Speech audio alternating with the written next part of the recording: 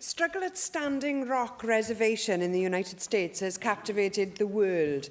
The people versus the Dakota Access Pipeline, an ancient and proud community versus the power of the corporations.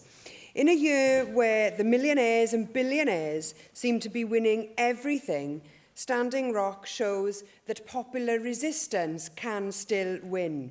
It shows that there are people who will not let our natural resources be damaged by those who only want to wreck the land for profit. By standing together, the people have won an initial victory in the struggle, but they and we must remain vigilant. Thanks to the power of social media, the Native Americans have inspired people across the world. They asked for our solidarity, and we gave it as part of the new activism where local struggles are connected globally. We in Wales know only too well the value of our natural resources. Was Tryweryn not our own version of Standing Rock?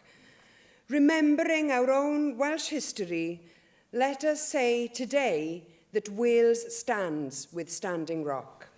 Yeah.